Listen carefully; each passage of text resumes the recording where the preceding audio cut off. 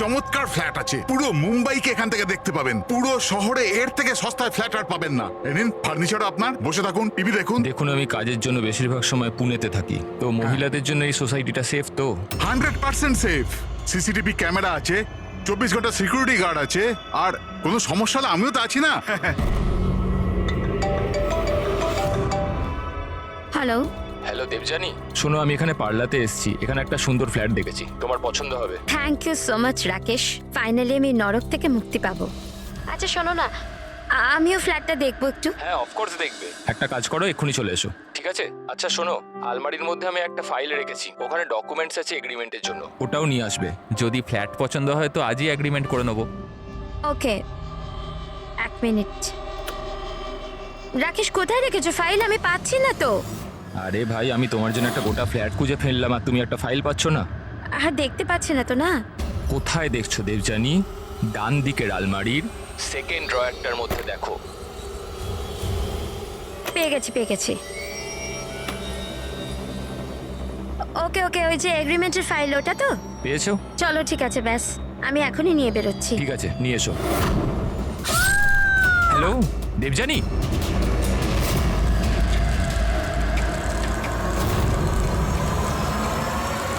ACP sir,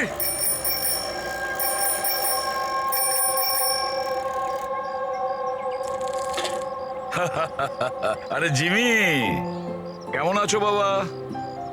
morning sir. Good morning Jimmy. আজ হঠাৎ কি মনে করে? কেমন আছো? স্যার খুব ভালো আছি স্যার, একদম আপনার মতো। আমার মতন? স্যার যদি আপনার মতো থাকি তাহলেই তো বড় হয়ে আপনার মতো সিআইডি অফিসার হতে পারবো। আরে বাহ, আমার মতন অফিসার হবে? সিআইডি তে এসিপি হবে? সেটার জন্য অনেক পড়াশোনা দরকার, এক্সামের প্রিপারেশনটা খুব ভালো দরকার, তাই না? কেমন চলছে তোমার প্রস্তুতি? একদম দারুণ স্যার, আর এক্সামে তো স্যার খুব ইজি ইজি কোয়েশ্চেন আসে। ভেরি গুড, বসো বসো। স্যার এটা আমার স্ক্র্যাপ বুক স্যার, আমি এটার মধ্যে ক্রাইম হিস্ট্রি সলভ করেছি স্যার। মাই স্ক্র্যাপ বুক? এখানে ক্রাইম হিস্ট্রি আছে? হ্যাঁ স্যার, আপনি এটা দেখে আমাকে গাইড করুন না স্যার। স্যার আমি এখানে ইনফরমেশন অনেক আলাদা আলাদা জায়গা থেকে কালেক্ট করেছি আর সব সেভ করে রেখেছি স্যার, সব স্ট্যাম্প করে রেখেছি যাতে আমি সবকিছু একসাথে এক জায়গায় দেখতে পারি। আর স্যার এই যে এই পেজটা না, এখানে লেখা আছে যে কখন হয়েছে, কিভাবে হয়েছে, কোথায় হয়েছে। আর স্যার এর যে নেক্সট পেজটা না, ওটার মধ্যে একদম ফাইনাল ডিটেলস আছে। আচ্ছা, কিন্তু স্যার কিছু জিনিস মিসিং আছে যাতে আমি বুঝতে পারছি না কি করে হয়েছে। তো এই ক্রাইম এই বিল্ডিং এর আন্ডার কনস্ট্রাকশন হয়েছে? যে অপরাধ করেছে সে গম্ভীর করেছে, আর তুমি দারুণ কাজ করেছো। কিন্তু এই সব করার আগে লেখাপড়া ভালো করে করতে হয়, এক্সামে খুব ভালো নাম্বার পেতে হবে, তাহলে দেখবে তুমি একজন ভালো সিআইডি অফিসার হয়ে গেছো। যখন বড় হয়ে যাবে আমি তোমাকে গাইড করব ভালো সিআইডি অফিসার হওয়ার জন্য। Thank you sir. এবারে এই মিস্ট্রিটা আমরা কবে সলভ করব জানো? তোমার এক্সাম শেষ হওয়ার পরে আমরা দুজনে মিলে সলভ করব। না, ঠিক আছে স্যার, হ্যাঁ। Bye sir. বাই।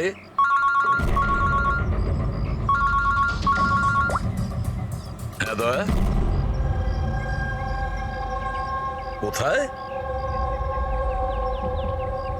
আচ্ছা ঠিক আছে, আমি এখনই পৌঁছচ্ছি ওখানে। হ্যাঁ, আর রিপোর্ট নিয়ে বিউরোতে এসো। হ্যাঁ।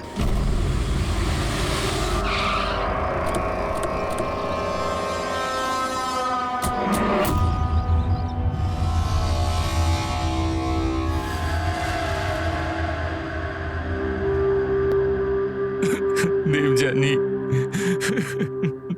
Control yourself Rakesh.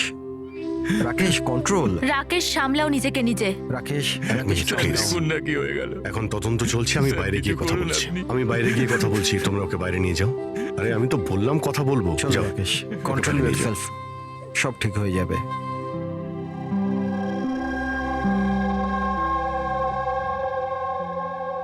রাকেশ বলল হামলার সময় ও বাড়িতে একাই ছিল।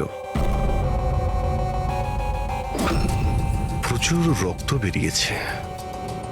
এর গলায় যে 3টে দাগ আছে ওটা দেখে মনে হচ্ছে যে ধারালো অস্ত্র দিয়ে আঘাত করেছে একে। কিন্তু স্যার আঘাতটা তো ছুরির মনে হচ্ছে না। দাগটা অন্য কিছুর, গলার শিরা কেটে যাওয়ার কারণে এতটা রক্ত বেরিয়েছে। কিন্তু এই দাগগুলো দেখে মনে হচ্ছে যে কেউ আঘাত খুব কাছ থেকে করেছে। যদি কেউ ছুরি মেরেই থাকে তো খুনির পায়ের ছাপ নেই কেন? চারদিকে এত রক্ত ছড়িয়ে রয়েছে আর খুনি পায়ের ছাপ না রেখেই এখান থেকে গেল কি করে? হ্যাঁ, এটা তো চিন্তা করার বিষয় যে ও গেল কি করে। এই রাকেশ বলছিল যে যখন দিবিয়ানির খুন হলো তখন ও এর সঙ্গে ফোনে কথা বলছিল আর ও একটা ফাইল খুঁজছিল, আর হঠাৎ চিৎকারের আওয়াজ এলো আর ও মারা গেল। আমি একটা জিনিস বুঝতে পারছি না যে এত বড় ঘরে ওই খুনি এলো কি করে, যেটা দিবিয়ানি দেখতে পেল না। এটাই কিছু বুঝতে পারছি না। একদমই। যদিও খনিকে ভিতরে ঢুকতে দেখতে পেত বা যদিও বুঝতেও পারতো তাহলে ও রিয়াক্ট করতো। রাকেশের সঙ্গে ফোনে কথা বলছিল, রাকেশও জানতে পারতো, কিন্তু এমনটা হয়নি। স্যার, আমরা পুরো বাড়ি খুঁজে ফেলেছি কিন্তু কোথাও মার্ডার উইপেন খুঁজে পাইনি। এটা কি ধরনের খুন? না খুনির আসার কোনো প্রমাণ, না যাওয়ার কোনো প্রমাণ। আর খুনটা এমন অস্ত্র দিয়ে হয়েছে যার ব্যাপারে জানাই যাচ্ছে না। খুনিকে ধরতে গেলে অন্তত এটা তো জানতেই হবে যে খুন করলো কি দিয়ে। স্যার হতে পারে দেবযানীর ওপর খুনি পিছন থেকে হামলা করেছিল আর রিয়্যাক্ট করার আগেই হয়তো ওর মৃত্যু হয়েছে। অভিজিৎ, একটা কাজ করা যাক, এই ক্রাইম সিনটাকে আবার রিক্রিয়েট করে দেখি। হতে পারে জানতে পারা যাবে যে খুনি কোথা থেকে এসছে। ঠিক আছে দয়া, তুমি এই দিকটা দেখো, ততক্ষণ আমি প্রতিবেশীদের সঙ্গে কথা বলে আসছি।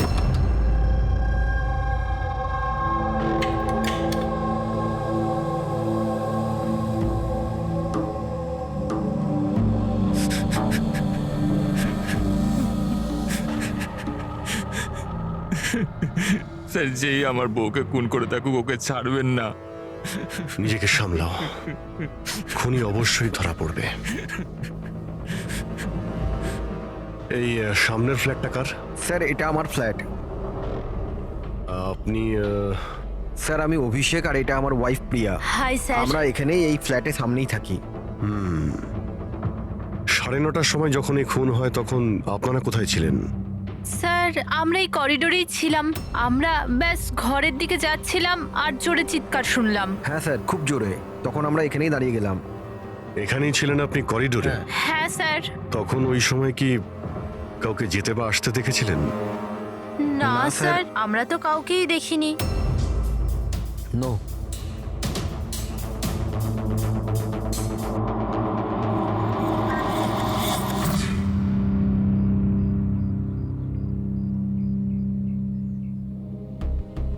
স্যার আমি আপনাকে দেখতে পাচ্ছি।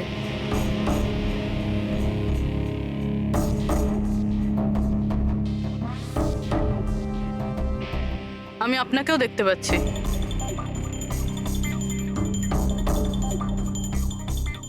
স্যার খুনি যেদিক থেকেই আসুক দেবযানী ঠিক দেখতে পেত। তাহলে এরকম কিভাবে হলো যে দেবযানী খুনিকে দেখতেই পেল না? এটাই তো বুঝতে পারছি না পুরবি, যে খুনিকে দিবিয়ানি দেখতে পায়নি কেন। ভেতরে এসে খুব সহজেই মেরে চলে গেছে ও, আর এখানে হাতাহাতির কোনো চিহ্নই নেই। খুনি না ডান দিক থেকে এসছে, না বাঁ দিক থেকে, আর না পেছন থেকে। আচ্ছা, এটা তো নয় যে খুনি সামনে থেকে এসছে? সামনে তো ক্যাবিনেট আছে, এখান থেকে তো দেখতেই পাওয়া যেত। দেখতে তো তখন পেত যখন ওকে দেখা দিত। আচ্ছা, ও এখানে তো জায়গাই নেই স্যার। এটাতেও নেই। স্যার দেবযানীর খুন হয়েছে মানে খুনি ভিতরে তো নিশ্চয়ই এসেছিল। এবার প্রশ্ন এটাই থাকে যে ও এখানে লুকিয়েছিল কোথায়? তার থেকেও বড় কথা স্যার, খুনি ঘরের ভিতর ঢুকলো কি করে?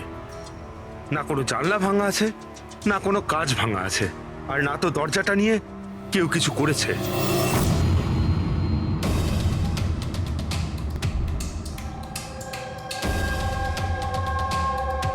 স্যার, ওই সময় আমি ডিউটিতেই ছিলাম।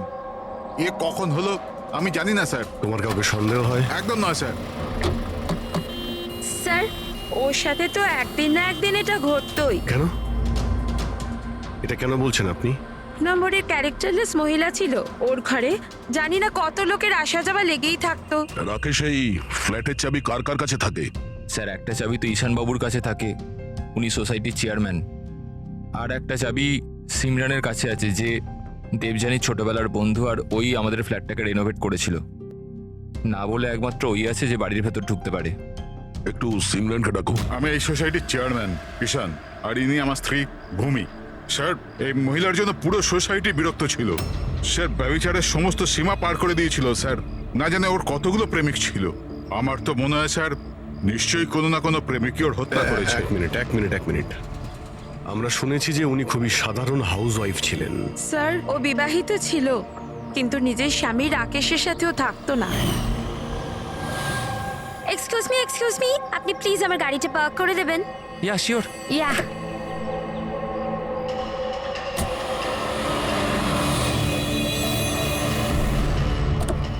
আরে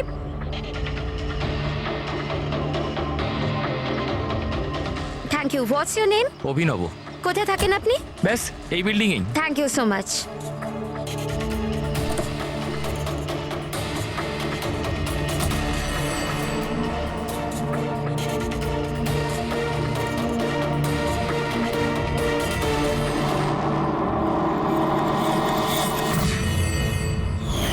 সোসাইটির ছেলেদের কাছে সাহায্য চাইতো বলে আপনারা ওনার ক্যারেক্টার নিয়ে আঙুল তুলছেন? হ্যাঁ, যদি এরকম ব্যাপার না হতো তাহলে আমরা কেন আঙুল তুলবো? স্যার দেবযানীর সঙ্গে বাজে শ্রেণীর লোকেরা দেখা করতে আসতো, আর যখন এই কথাগুলো জানাজানি হতো তখন ও কথাটা এড়িয়ে যেত আর উল্টে লোকজনের বিরুদ্ধে হ্যারাস করার অভিযোগ আনতো। স্যার সিমরান। সিমরান, এই ঘরের একটা চাবি তোমার কাছে থাকে? হ্যাঁ স্যার। স্যার শুধু চাবিটা আমার কাছে বলে আপনি আমার সন্দেহ করছেন? দেবযানী আমার ছোটবেলার বন্ধু, আমি ওর খুন করিনি।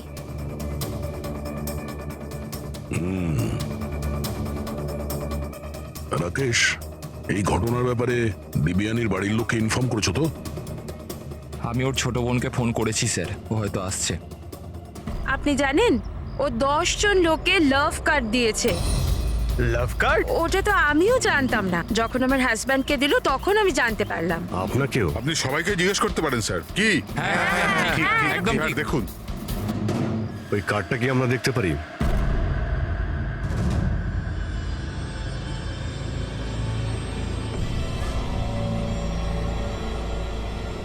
স্যার আমি এসব ব্যাপারে কিছুই জানি না। আমি আমার কাজের জন্য পুনেতেই থাকি, আর মাসে হয়তো 3-4 বারই বাড়িতে আসতে পারি। এত কিছু ঘটে গেছে রাকেশ, আর তুমি আমাদের বলছো কিছুই জানো না? এটা কিভাবে সম্ভব? না স্যার, আমি সত্যিকারেরই কিছু জানি না, কিন্তু দেবযানীকে কিছুদিন ধরেই খুব বিরক্ত লাগছিল। আসলে ও এই সোসাইটিতে থাকতে চাইছিল না। এর কারণ কি? স্যার আশপাশের লোকদেরও পছন্দ করতো না, বলতো করে নাকি খুব আনফ্রেন্ডলি আর রুড। এমনকি ওর ঘরটাও খুব একটা পছন্দ হতো না। ইনফ্যাক্ট ওর কথাতে আমি আজ সকালেই একটা নতুন ফ্ল্যাট বুক করেছিলাম। আমি জানতাম না যে আমার বউয়ের ক্যারেক্টারের লোক এইভাবে আঙুল তোলে। আসুন স্যার, ইনি রিয়া, দেবযানীর বোন। আসুন, বসুন।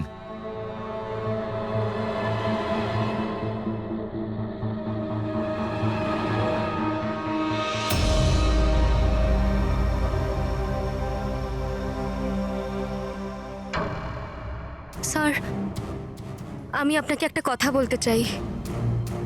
যেভাবে সবাই খারাপ কথা বলছে না আমার দিদির ব্যাপারে, ও এরম ছিল না স্যার। আমি জানি এটা কে করেছে। কে করেছে এটা?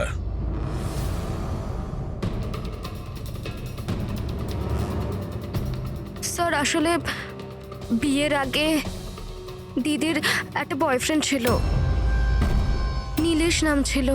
দিদির ওর সাথে আশীর্বাদ হয়ে গিয়েছিল। সব ওই করেছে স্যার। আপনি এটা কেন মনে করছেন যে দিব্যানীর খুন নীলেশ করেছে? Sir he was a disgusting man. মার তো খুব অত্যাচার করতো আমার দিদির ওপর স্যার। স্যার স্যার ওর এরকম ব্যবহারের জন্যই ওর সাথে আমরা বিয়ে ভেঙে দিই। আমার সাথে সম্পর্ক ভাঙলি? হ্যাঁ, আমার সাথে সম্পর্ক আর বিয়ে অন্য কাউকে? কেন? তোর বাবার কথায় না? কি কম আছে আমার মধ্যে? কাউকে বিয়ের কথা কখনো ভাবলে না? আমি তোকে আমার কথা শোনো, বিশ্বাস করো। How dare you! তোমার সাহস কি করে হয় আমার দিদির উপর হাত তোলার? হ্যাঁ, আমার দিদি তোমার সাথে বিয়ে করবে না, এইটুকু কথা তোমার মাথায় ঢোকে না? না, হ্যাঁ? তোকে মেরে ফেলবো, আমি প্রাণে মেরে ফেলবো, বুঝলি? আমাকে ছাড়া কখনো কাউকে বিয়ে করার কথা ভাবিস তো? কিছুদিন বাদে ও দিদিদের পাশের একটা বিল্ডিং এ শিফট হয়েছিল স্যার। ওই দিনটার পরে দিদির ফোনের হুমকির কল মেসেজ দিদির কাছে রোজ আসতো স্যার। এমনকি কিছু লোক দিদির বাড়িতে রোজ আসতো স্যার। স্যার আমি বলছি স্যার, এই সব নীলেশের কাজ স্যার। আর ওই সোসাইটির চেয়ারম্যান ঈশান স্যার, ও আমার দিদিকে বদনাম করার একটাও সুযোগ ছাড়েনি। ও এটা কেন করতে যাবে? ও ও ও এই জন্য, কারণ ওর নজর দিদির ওপর ভালো ছিল না স্যার। ওকে একা পেয়ে ওর সুযোগ নিতে চেয়েছিল স্যার। আর যখন এটা করতে পারলো না স্যার, তখন ওর দিদির বদনাম করতে শুরু করে দিল। নীলেশ আর ঈশান, নীলেশ ওর বিয়ে ভেঙে যাওয়ায় প্রতিশোধ নিতে চায়, আর ঈশানের মেয়েলিগোতে আঘাত লেগেছে, সেই কারণেও দিবিয়ানিকে বদনাম করার চেষ্টা করছে। রাকেশ, ঈশান আর নীলেশের ব্যাপারে তুমি কিছু জানো? আমাকে কেউ কখনো কিছু বলেনি, কিন্তু একটা রবিবার আমি বাড়িতেই ছিলাম, আর রাত্রির প্রায় তখন 11টা, বাড়ির বেলটা বাজলো। যখন আমি দরজা খুললাম তো সামনে একটা লোক দাঁড়িয়েছিল, আমাকে দেখতেই পালিয়ে গেল ওখান থেকে। আমি ওকে আটকানোর চেষ্টা করেছিলাম, কিন্তু ততক্ষণও চলে গেছে। ঠিক আছে, তোমরা এখন যেতে পারো। যদি আমাদের দরকার পড়ে তোমাদের ডেকে নেব।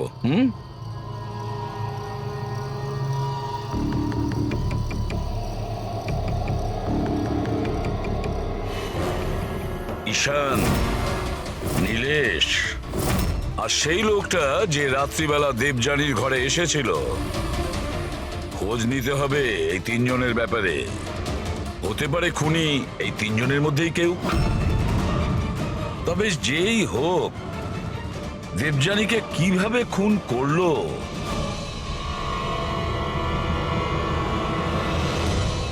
বস, দেবযানীর ওপর খুব ছুঁচলো ধারালো জিনিস দিয়ে আঘাত করা হয়েছে। যে 3টে ক্ষত আছে, এই কাঁধের ওপর, এর কারণে ওর নার্ভ কেটে গেছে। আর এই যে 2টো ক্ষত কাঁধের ওপর, অদ্ভুত ব্যাপার হচ্ছে এই যে 3টে ক্ষত আছে, এগুলো একে অপরের থেকে সমান দূরত্বে আছে। আর একটা সারপ্রাইজিং ব্যাপার, এই 3টে ক্ষতর ডেপথ একেবারে সমান, 3 ইঞ্চি। হয়তো খুনি খুন করার জন্য একই অস্ত্র ব্যবহার করেছে, আর হয়তো সমানভাবে আঘাত করেছে, তাই ক্ষতর পরিমাণ একই, 3 ইঞ্চি। হতে পারে, এরকম হতে পারে, কিন্তু এখানে এই কেসটাতে নজর করবার মতো বিষয় হচ্ছে যে দেবযানীর যে ক্ষতগুলো আছে তাতে কোনো অ্যাঙ্গেল নেই। এই আঘাত পুরো উপর থেকে করা হয়েছে, সোজা, এইভাবে সোজা। আঘাতের সময় দেবযানী দাঁড়িয়েছিল, আর হিল সহ এর হাইট হবে প্রায় 5 ফিট 7 ইঞ্চি। আর ওকে এইভাবে আঘাত করার জন্যে খুনির হাইট হতে হবে কম করে 6 ফুট 2 ইঞ্চি, তবেই এরকম আঘাত হবে, না হলে নয়। দেখো শালুকে, খুনির উচ্চতা যদি 6 ফুটের বেশি হয়, তাহলে ক্যাবিনেটের মধ্যে কি করে লুকিয়ে থাকবে? আর লুকিয়ে আঘাতও করতে পারবে না। আর সে যদি দেবযানীর পেছন দিক দিয়ে কেউ আসে, তাহলে দেবযানী জানতে পেরে যেত, আর সে তখন নিজেকে বাঁচানোর চেষ্টা করত। এখন প্রশ্ন হলো, সে খুনটা করলো কিভাবে? আর স্যার, যদি কোনো লোক দরজা বা জানালা দিয়ে ভিতরে ঢুকতো বা বাইরে বের হতো, তাহলে কেউ না কেউ তোকে দেখতে পেত। কেউ তো দেখতেই পায়নি।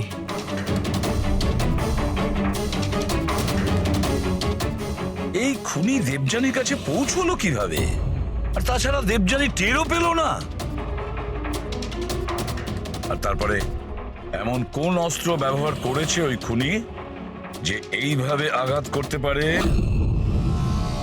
কি দিয়ে মেরেছে? জানি না কেন আমার মনে হচ্ছে যে এমন কিছু আছে যেটা আমরা দেখতে পাচ্ছি না। ওখানে ওই খুনি কোথা থেকে এসছে আমরা জানি না। ক্রাইম সিনে মার্ডার ওয়েপন পাইনি।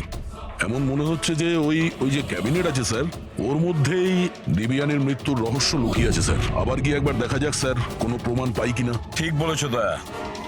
হেডরিক, একটা কাজ করো, তুমি ওই সোসাইটিতে গিয়ে ওই সোসাইটিতে যে কয়জন লোক আছে যারা 6 ফুটের থেকে লম্বা, তাদের সবার লিস্ট নিয়েছো।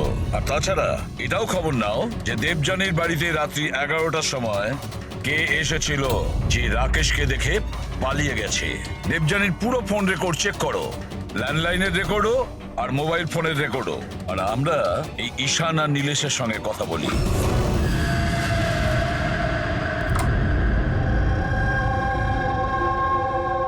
ডক্টর সালুখের থিওরি অনুযায়ী খুনের উচ্চতা 6 ফুটের ওপর। স্যার তাহলে তো ঢুকবে কিভাবে? এটাই তো ভাবছি।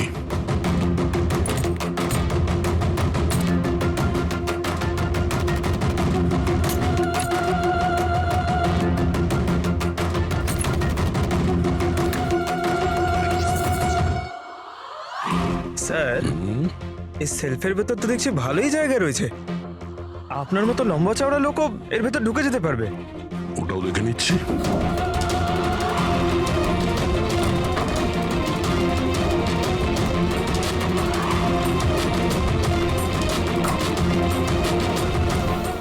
যদি এই সেলফগুলো বার করে আমার মতো লোক ওইখানে ধরে যায়, হতে পারে খুনিও এখানে ছিল। স্যার তাহলেও তো এই প্রশ্নটাই থেকে যাচ্ছে যে দেবযানী খুনিকে দেখে ফেলতো আর চেঁচাতো। কি দেখছেন স্যার? ক্যাবিনেটের মধ্যে কোনো মেকানিজম নেই তো, যার জন্য দিবিয়ানির খুন হয়েছে, কিন্তু এরকম কিছু দেখতে পাচ্ছি না তো। স্যার খুনি কোনো প্রমাণ ছাড়েনি। মার্ডার ওয়েপনও খুঁজে পাচ্ছি না। দিবিয়ানির খুন কি করে হলো এটাও বুঝতে পারছি না। দিবিয়ানির খুন হলো কি করে? একটা কাজ করো, এই ক্যাবিনেটের মধ্যে যতগুলো আঙুলের ছাপ আছে সব নিয়ে নাও। হতে পারে দেবযানী তার খুনিকে দেখেছিল, কিন্তু সে বেঁচে নেই যে আমাদেরকে বলবে। কে কে হতে পারে খুনি, আর দেবযানীকে মারলো কিভাবে? কিভাবে মারতে পারে? খুনি খুবই চালাক স্যার। হ্যাঁ, চালাক তো বটেই, কিন্তু কতদিন লুকিয়ে থাকবে? কতদিন? স্যার এই 4টে লোক আছে সোসাইটিতে যাদের উচ্চতা 6 ফুট বা তার বেশি। অভিষেক, ঈশান, ওয়াচম্যান, ভূমি। স্যার এই হাই হিল পরে, হিল পরার পরের উচ্চতা 6 ফুট হয়ে যায়। কিন্তু অভিজিৎ, এই 4 জনের মধ্যে কে হতে পারে যে দেবযানীকে খুন করেছে? ওই ক্যাবিনেটে কে লুকিয়ে বসেছিল? কে হতে পারে? দিদির একটা বয়ফ্রেন্ড ছিল, নীলেশ নাম ছিল। অনেক বড় গুন্ডা তুই, হ্যাঁ? গত সপ্তাহে নিজের প্রতিবেশীকে এমন মেরেছিস যে মরতে মরতে বেঁচে গেছো। আর দিবিয়ানিকে তো মেরেই দিয়েছিস। সত্যি সত্যি যদি মেরে ফেলতাম, কিন্তু আফসোস ও তো নিজেই মরে গেল। হ্যাঁ মানছি ওর সাথে আমার ঝগড়া হতো, কিন্তু এর জন্য কেউ বিয়ে ভাঙে নাকি? স্যার এই জন্যই আমি বদলা নিতে চেয়েছিলাম। প্রচুর তেল তোর শরীরে না? হ্যাঁ, 2 মিনিট, মাত্র 2 মিনিটই তোর সমস্ত তেল বার করে দেবো, বুঝেছিস? তারপর স্বপ্নেও কাউকে মারার কথা ভাববি না তুই। স্যার আমি ওই সোসাইটিটার সমস্ত ফুটেজ চেক করেছি, আর সেখানে নীলেশ সোসাইটির বাইরে এদিক ওদিক ঘুরে বেড়াচ্ছিল দেখা গেছে। আচ্ছা,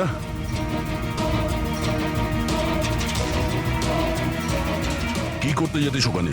আমি শুধু দেখা করতে গিয়েছিলাম, দেখা করার চেষ্টা করতাম, কিন্তু ওর দেখা পাইনি। সকাল 9:30টার সময় যখন দিবিয়ানির খুন হয়েছিল, কোথায় জানি ছিলি না তুই? জানি না স্যার, আমি রাতে একটু বেশি খেয়ে ফেলেছিলাম, তাই আমার মনে আসছে না। মনে করার চেষ্টা কর, খুব ভালো করে চিন্তা কর, স্মৃতিশক্তি ফিরিয়ে নিয়ে আয়, না হলে তোর এমন হাল করব তুই নিজেকে চিনতে পারবি না, বুঝলি? ফ্রেডি চল। ঈশান, তুমি দিবিয়ানিকে সার্টিফিকেট দিচ্ছিলে, ক্যারেক্টার সার্টিফিকেট, হ্যাঁ? নিজের ব্যাপারে কি বলবে তুমি? আমি কিছু বুঝতে পারলাম না স্যার। আমরা সবকিছু বুঝে গেছি। দিবিয়ানি তোমায় পাত্তা দেয়নি, তাই ওকে বদনাম করে দিয়েছো পুরো সোসাইটিতে। সবকিছু ঠিকঠাক বল, না হলে আমি। স্যার ওই সমস্ত পুরুষের সাথেই ঘোরাফেরা করত, তো আমি ওর সাথে কাছাকাছি হবার চেষ্টা করেছিলাম, কিন্তু ও আমাকে এড়িয়ে যেত। তখন আমি ভাবলাম যে আমি এর বদলা নেব। আর বদলা নেওয়ার চক্কর ওকে মেরেই দিলে? না স্যার, আমি ওকে মারিনি, আমি তো শুধু ওকে ধমকেছিলাম ভয় দেখাতে। তোমার কাছে ওর ফ্ল্যাটের চাবিও তো ছিল, হ্যাঁ? মানে তোমার কাছে উদ্দেশ্যও ছিল আর উপায়ও ছিল, হ্যাঁ? কিন্তু স্যার যখন ওর মৃত্যু হয় তখন তো আমি সোসাইটির ওয়াটার পাইপ ঠিক করছিলাম। আপনি চাইলে যে কাউকে জিজ্ঞাসা করতে পারেন। আমরা জেনেই যাব।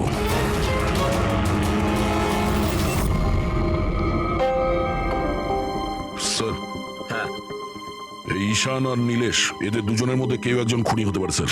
দুজনের কাছে কারণ ছিল খুন করার, কিন্তু কোনো পোক্ত প্রমাণ হাতে পাইনি। আরো কিছুটা এনকোয়ারি করতে হবে। সে যেই হোক, নিজেকে খুব চালাক মনে করে সে। আচ্ছা দয়া, দেবযানীর বাড়িতে রাত্রি 11টার সময় যে এসেছিল সে কে, কিছু জানতে পেরেছো? হ্যাঁ স্যার, ওনার নাম সুনীল, বাইরেই বসে আছে। স্যার, দেবযানীর সাথে আমার কথা ডেটিং সাইটে হয়েছিল। ডেটিং সাইটে? Yes sir. তারপর আমাদের মেলেও কথা হতো স্যার। আর দেবযানী আমায় বাড়িতে দেখা করতে ডেকেছিল, আর আমি দেখা করতে গিয়েছিলাম স্যার। কিন্তু ওর বরকে থেকে ঘাবড়ে গেছিলাম স্যার। ভয়ের চোটে আমি ওখান থেকে পালালাম স্যার। পূর্বী, দেবযানীর ডেটিং সাইট চেক করো আর ওর ইমেলও চেক করো। দেখা তো যাক এ কতটা সত্যি বলছে। স্যার, স্যার দেখুন, দিদির ফোনে কেউ জীবন নামের ব্যক্তি বারবার ফোন করছে আর উল্টোপাল্টা কথা বলছে। আপনি একবার দেখে নিন স্যার। দেখি তো এর নাম্বার কি আছে।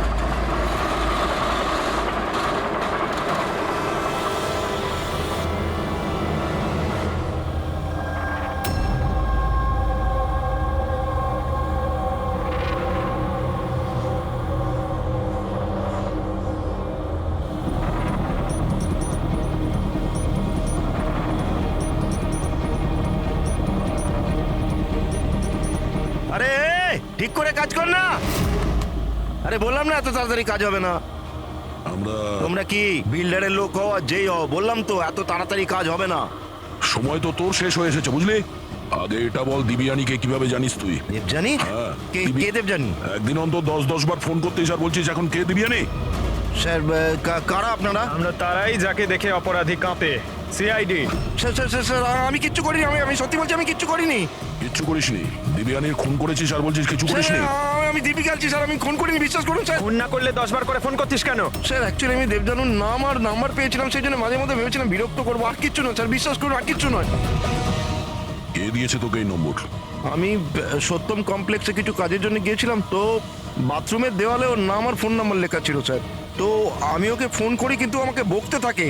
আমি বুঝতে পারি ও খুব ভদ্র একজন মেয়ে। স্যার আমি ওর খুন করিনি, দিব্যি কালছি স্যার, বিশ্বাস করুন আমি খুন করিনি ওর। পঙ্কজ, একটু চেক করো তো সত্যম কমপ্লেক্স।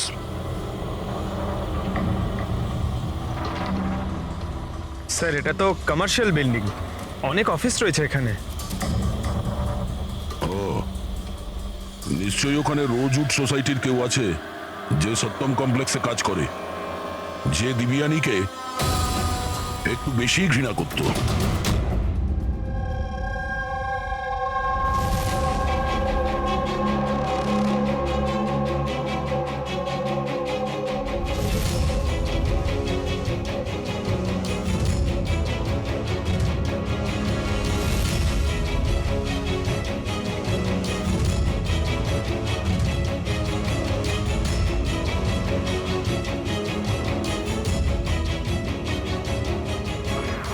জিম্মি, আরে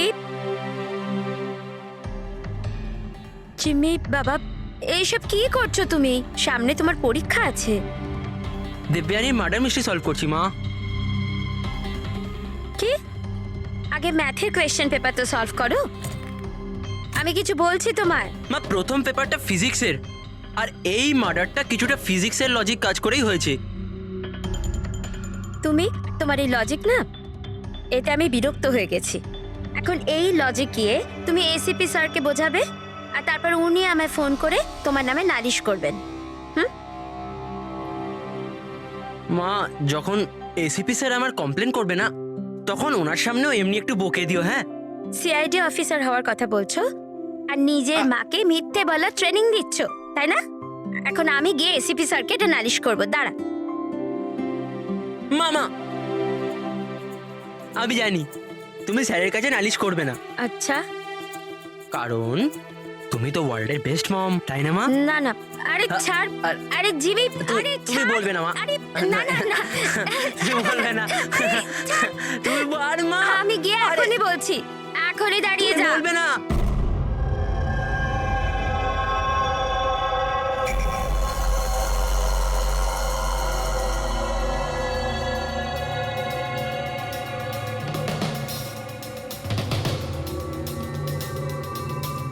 স্যার মনে হচ্ছে ও সোসাইটিরই কেউ হবে, যার ওই কমপ্লেক্সের সঙ্গে যোগাযোগ আছে। স্যার আমি দেবযানী আর সুনীলের সব মেসেজ চেক করেছি, একটা অবাক করার মতন বিষয় জানতে পেরেছি। কি জানতে পেরেছো? স্যার দেবযানী যখনই মেল পাঠিয়েছে ও ওর আইপি অ্যাড্রেস রিডিউট করে দিয়েছিল। রিরুট মানে কোন কম্পিউটার থেকে মেসেজ পাঠানো হয়েছে সেটা যেন কেউ জানতে না পারে। আর তাছাড়া স্যার একবারেই দেবযানী নিজের আইপি অ্যাড্রেস বদলাতে ভুলে গেছিল। এতে অবাক হওয়ার কি আছে? স্যার ব্যাপারটা হলো যে ওই অ্যাড্রেসটাও দেবযানীর নয়, কার ওটা? দেবযানীর প্রতিবেশী পিয়ার। আর এটা আমার ওয়াইফ প্রিয়া। Hi sir. আমরা এখানেই এই ফ্ল্যাটের সামনেই থাকি। তার মানে প্রিয়া ডেটিং সাইটে দেবযানের প্রোফাইল বানায়, ওই তাহলে মেসেজগুলো পাঠাচ্ছিল। স্যার সত্যম কমপ্লেক্সে রোজউড সোসাইটির ভূমি কাজ করে। দেবযানীর প্রতিবেশী ভূমি আর প্রিয়া। এবার দেবযানীর মৃত্যুর পেছনে সত্যিটা কি সেটা তো ভূমি আর প্রিয়াই বলতে পারবে। এসিপি স্যার, এসিপি স্যার, আরে এসিপি স্যার আমি খুঁজে বার করেছি। কি খুঁজে বের করেছো? এটাই যে দেবযানীর মৃত্যু কিভাবে হয়েছিল। দেবযানীর মৃত্যু কিভাবে হয়েছিল? ড্রোন দিয়ে হয়েছিল দেবযানীর মৃত্যু। ড্রোন থেকে? ইয়েস স্যার, এই দেখুন স্যার, আমার মনে হয় ওই ড্রোনটা এই জানলাটা দিয়ে ভেতরে এসেছিল আর ওই ড্রোনটায় নাইস লাগানো ছিল আর কিলার ড্রোনটাকে রিমোট দিয়ে কন্ট্রোল করেছে আর ওটা দিয়ে মেরেছে ওনাকে। জিমি, যদি ড্রোন দিয়ে দেবযানীকে মারা হয়ে থাকে তাহলে ড্রোন আসার শব্দ তো ও পেত আর ও ড্রোন থেকে নিজেকে বাঁচানোর চেষ্টা করত, তাই তো? হ্যাঁ স্যার, এটা তো আমি ভাবিনি। হ্যাঁ, কিন্তু স্যার এরকম হতে পারে যে ও স্পাইডারম্যানের মতন ওপরে আটকে বসেছিল, তাই উনি ওকে দেখতে পাননি আর যখন উনি এলেন তখন ও মেরে দিল। জিমি তুমি পড়াশোনা কম আর সিনেমা বেশি করে দেখছো। তুমি নিশ্চয়ই স্কুলে পড়েছো যে যে জিনিসই ওপরে যায় সেটা নিচে আসতেই হয়। কেন বলো? গ্র্যাভিটির কারণে, মাধ্যাকর্ষণ শক্তির জন্য। যাও মন দিয়ে পড়া করো, পরীক্ষার জন্য রেডি হও। হ্যাঁ, আমরা এখন কাজে বেরোচ্ছি। বা ভাই, বাই। আমি আমি ফিরে আসবো, ফিরে আসবো।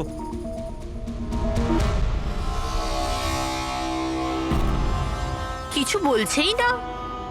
সব বলবো, সব বলবো। আসুন আসুন।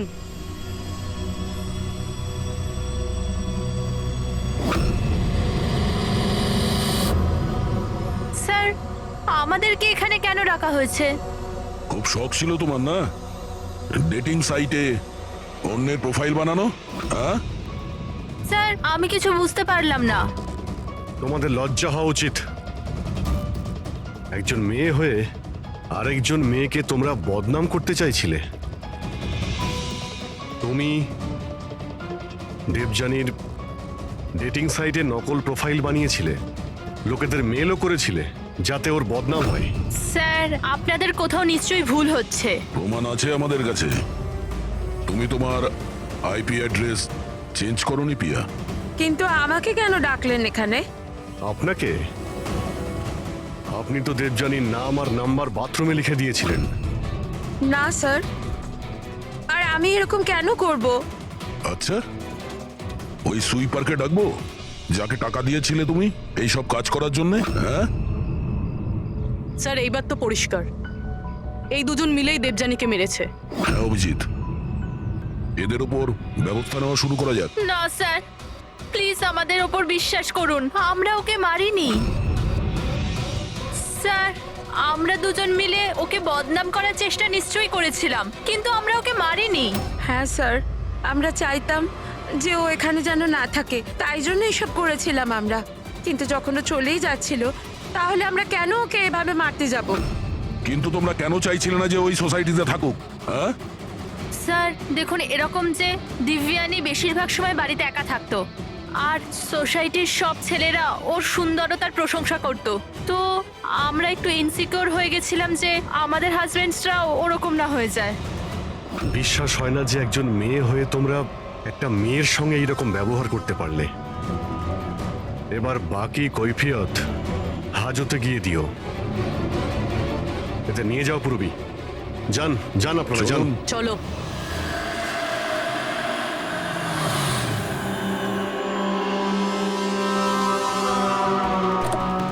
হ্যাঁ স্যার, জানতে পারলেন কিছু? আমি ওই কাবার্ডটা খুব ভালো করে চেক করেছি। কিন্তু ওখানে দেবযানী আর রাকেশের আঙুলের ছাপ ছাড়া আর কারোর আঙুলের ছাপ পায়নি। আর ওই আঙুলের ছাপগুলো শুধু নবের ওপর ছিল, দরজার নবের ওপর, আর কোথাও নয়। মানে ক্যাবিনেটের মধ্যে কেউ বসেছিল না? না, এরকম তো কোনো প্রমাণ পেলাম না। এই কেসটা তো সমাধানের বদলে সমস্যায় ফেলছে আমাদের। খুনি যদি ক্যাবিনেটে না থাকে তাহলে কোথায় ছিল? আর খুনি এই খুনটা করলো কিভাবে? ছেছে না দরজা দিয়ে, আর না তো এই কাবার্ডের মধ্যে ছিল। তাহলে খুনি এলো কিভাবে? আর যদি খুনি না আসে তাহলে খুনটা হলো কিভাবে? খুন হলো কি করে? দেখো, আমি তোমাদের বলেছিলাম না দেবযানীর কাঁধের ওপর যে 3টে ক্ষত ছিল, ওগুলো একদম 90 ডিগ্রি অ্যাঙ্গেলে ছিল। মানে মানে যখন আঘাত করা হয়েছে উঁচু থেকে করা হয়েছে, ওপর থেকে।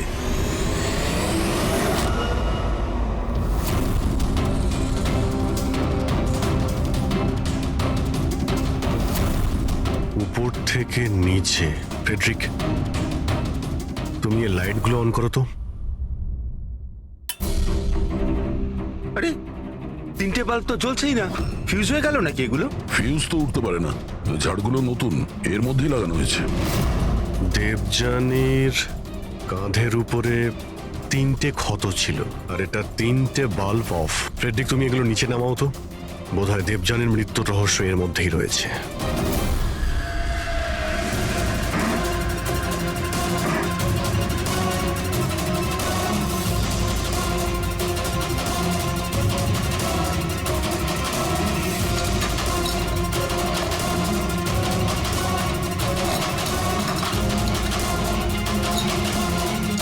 ক্যামেরা এখানে লাগিয়েছে কেন?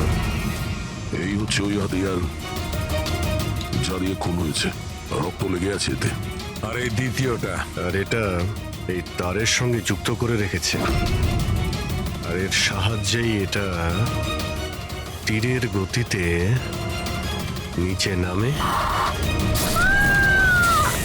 দেবযানীকে মার্ডার করে, আর উপরে গিয়ে বাল্বের সঙ্গে ফিট হয়ে যায়।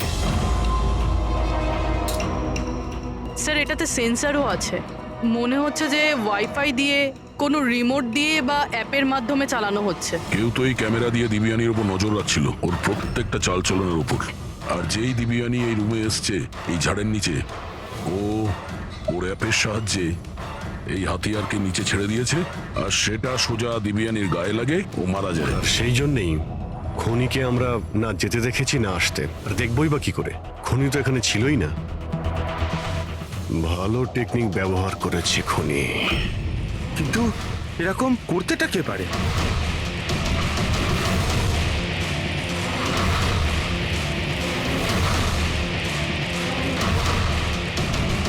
স্যার, খুনিকে চিনতে পেরে গেছি।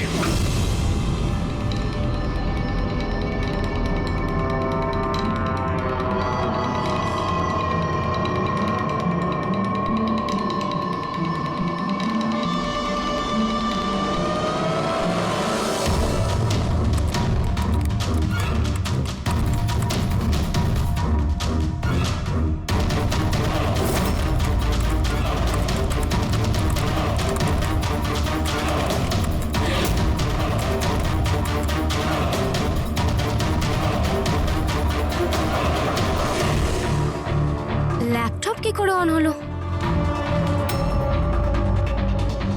Suicide note?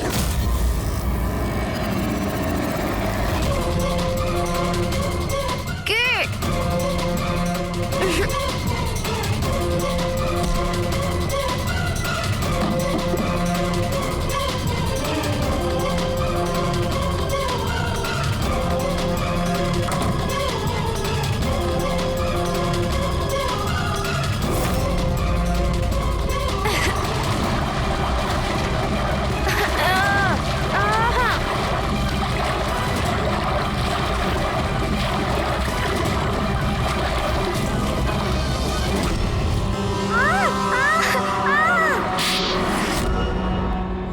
স্যার, ম্যাডামের ফ্ল্যাট পছন্দ হয়েছে তো?